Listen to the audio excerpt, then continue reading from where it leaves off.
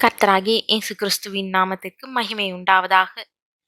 கர்த்தருக்குள் பிரியமானவர்களே, இந்த நாளுக்கான சிந்தனை பகுதியை நாம கொஞ்ச நேரம் எடுத்து சிந்திச்சு பார்க்கலாம். நம்மளுடைய வீடுகள்ல அநேக பொருட்களை வாங்கி நம்ம குவிச்சு வைக்கிறோம். பல ஆண்டுகளுக்கு முன்னாடி வாங்கிய பொருட்களுடைய உபயோகம் குறைஞ்சதுக்கு அப்புறம் அதை தூக்கி எறிய மனசே இல்லாம அதை குடோன்ல போட்டு வைக்கக்கூடிய பழக்கம் நம்மள நிறைய பேருக்கு உண்டு. அதுலேயும் பல பேருக்கு பழைய துணிகளை பத்திரமா வைக்கக்கூடிய பழக்கம் இருக்குது. பலருக்கு நினைவு பொருட்களை சேர்த்து வைக்கக்கூடிய பழக்கம் இருக்குது. என்னதான் அப்படி சேர்த்து வச்சாலும் குடோன்ல யாரும் தங்கி இருக்க ஆசைப்படுறதே இல்லை. ஏன்னா அது இப்ப இருக்கக்கூடிய வாழ்க்கைக்கு ஏற்றதா இருக்காது. புதிய வசதிகளும் வாய்ப்புகளும் வாழ்க்கையில வந்ததும் பழைய குப்பைகளை பயன்படுத்தவும் மனசு வராது, தூக்கி எறியவும் மனசு வராது. இப்படி இருக்கிறவங்க கடைசி வரை அந்த குப்பைகளோட தான் வாழணும்.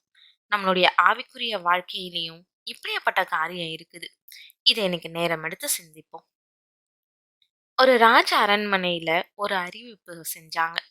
அதன்படி ஒரு பெரிய விருந்து அரண்மனையில ஆயத்தப்படுத்தப்பட்டுச்சு. அரச உடை அணிஞ்சிருக்கிறவங்க நாளைக்கு நடக்க இருக்கக்கூடிய அந்த விருந்துல கலந்து கொள்ளலாம்னு அறிவிக்கப்பட்டிருந்துச்சு. அது ஒரு பிச்சைக்காரன் கேள்விப்பட்டான். அவனுக்கு அந்த விருந்துல எப்படியாவது கலந்து கொள்ளணும்னு ஆசை. ஆனா அவன் உடுத்தியிருந்த அழுக்கான கந்தையான உடைகளை பார்த்ததும் அவனுக்கு துக்கம் வந்துருச்சு. நல்ல அரச குடும்பத்தினர் மட்டுமே கலந்து கொள்ளக்கூடிய அந்த விருந்துல கலந்துக்க ஆசைப்பட்டு அரசரை போய் சந்திச்சு, அரசே, நான் நீங்க கொடுக்கக்கூடிய விருந்துல கலந்துக்க ஆசைப்படுறேன். ஆனா எனக்கு அதுக்கான அரச உடுப்பு இல்லை. உங்களுடைய பழைய உடுப்பு ஏதாவது இருந்தா எனக்கு கொடுக்குறீங்களா அப்படின்னு கேட்டான். நானும் விருந்துல வந்து கலந்துக்க ஆசைப்படுறேன்னு தைரியமா சொன்னான். அதை கேட்ட அரசர் சிரிச்சுக்கிட்டே, நல்லது, என்கிட்டயே நீ கேட்டியே அப்படின்னு சொல்லிட்டு அவருடைய இளைய குமாரனை கூப்பிட்டு, உன்னுடைய அறைக்கு இவனை கூட்டிட்டு போய் உன்னுடைய உடைகள்ல ஒண்ணு இவனுக்கு கொடுன்னு சொல்லி சொன்னாரு. அதன்படி இளவரசனும் தன்னுடைய உடைகள்ல ஒன்னை எடுத்து கொடுத்து பிச்சைக்காரனை அணிவிக்க சொன்னான். அதை அணிஞ்ச பிச்சைக்காரனுக்கு ஆச்சரியம் தாங்க முடியல. கண்ணாடிக்கு முன்னாடி நின்று அதையே பார்த்துக்கிட்டு இருந்த பிச்சைக்கார கிட்ட இளவரசன் சொன்னான், நீ அணிஞ்சிருக்கிற இந்த உடையோட நாளைக்கு நீ விருந்துல கலந்துக்கோ. வேற உடை எதுவுமே உனக்கு வேண்டாம். இந்த உடை நீ உயிரோட இருக்கிற வரைக்கும் போதுமானதுன்னு சொன்னாரு. அதை கேட்ட பிச்சைக்காரன் இளவரசருடைய கால்கள்ல விழுந்து நன்றி சொல்லி திரும்ப போகும்போது தன்னுடைய பழைய கந்தல் உடைகளை பார்த்து, ஒருவேளை இளவரசர் தன்னுடைய உடைகளை மறுபடியும் கேட்டா அப்படின்னு நினைச்சு அந்த கந்தைய தன்னுடைய எடுத்துக்கிட்டு போயிட்டான்.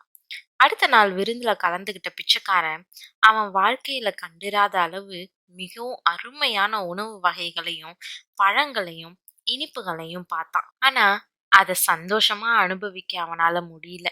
ஏன்னா அவன் தன்னுடைய கந்தைய ஒரு துணியில சுற்றி அதை தன்னுடைய மடியில வச்சிருந்தான். உணவு வரும்போது அதை எடுக்க முற்படும் போது அவன் மடியில இருந்த கந்தை கீழே விழுந்ததுனால அவன் விதவிதமான உணவு வகைகளை ருசிக்க முடியாம போயிடுச்சு.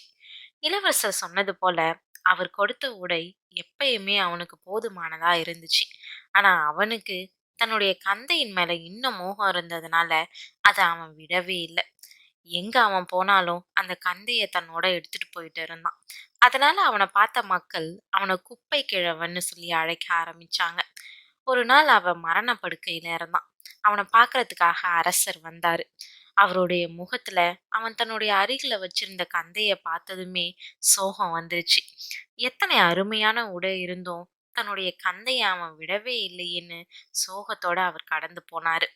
அதை பார்த்துட்டு இருந்த அந்த பிச்சைக்காரன் இளவரசர் தங்கிட்ட இந்த கந்தைய விடாதிருந்தா தான் கொடுத்த ராஜ உடையை இழக்க வேண்டியதா இருக்கும்னு சொன்னது அவனுக்கு நினைவுக்கு வந்துச்சு.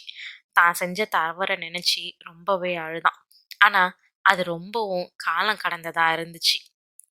பிரியமானவர்களே, நாமளும் கூட அரசு விருந்துக்கு, அதாவது தேவனுடைய குடும்பத்துக்கு அழைக்கப்பட்டிருக்கிறோம்.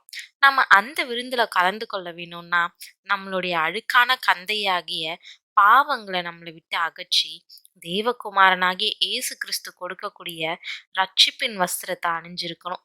ரட்சிப்பின் வஸ்திரத்தை அணிந்து கொண்ட பிறகு பழைய கந்தையான அழுக்கான பாவங்களை நிச்சயமா நாம விட்டுருக்கணும். அதை நாம தொடர்ந்து பிடிச்சுக்கிட்டு இருப்போம்னா நாம நிச்சயமா கர்த்தருடைய விருந்துல கலந்து கொள்ளவே முடியாது. ரட்சிப்பின் வஸ்திரம் இருந்தாதான் நாம பரலோகம் செல்ல முடியும். ஒருவன் கிறிஸ்துவுக்குள் இருந்தால் புது சிருஷ்டியா இருக்கிறான். பழையவைகள் ஒழிந்து போயின, எல்லாம் புதிதாயின அப்படின்ட்டு 2 கொரிந்தியர் 5:17 வசனத்தின்படி நாம புதிதாக்கப்பட்டவங்களா நம்மளுடைய வாழ்க்கை புதியதா மாறணும். பழைய பாவ பழக்க வழக்கங்கள் நம்மளை விட்டு முற்றிலும் அகலணும். அந்தபடி முந்தின நடக்கைக்குரிய மோசம் போக்கும் இச்சைகளாலே கெட்டு போகிற பழைய மனுஷனை நீங்கள் களைந்து போட்டு உங்கள் உள்ளத்திலே புதிதான ஆவியுள்ளவர்களாகி மெய்யான நீதியிலும் பரிசுத்தத்திலும் தேவனுடைய சாயலாக சிருஷ்டிக்கப்பட்ட புதிய மனுஷனை தரித்து கொள்ளுங்கள்ன்ற எபேசியர் 4:22 இருந்து 24 வசனங்களின்படி பாவங்களை முற்றிலுமா நம்மளை விட்டு அகற்றுவதற்கான பலனை தேவன்கிட்ட நாம பெற்றுக்கொள்வோம். அப்படி செஞ்சு புதிதாய் பிறந்த குழந்தைய போல நம்ம கர்த்தருக்குள்ள வளர தேவன் தாமே கிருபை செய்வாராக.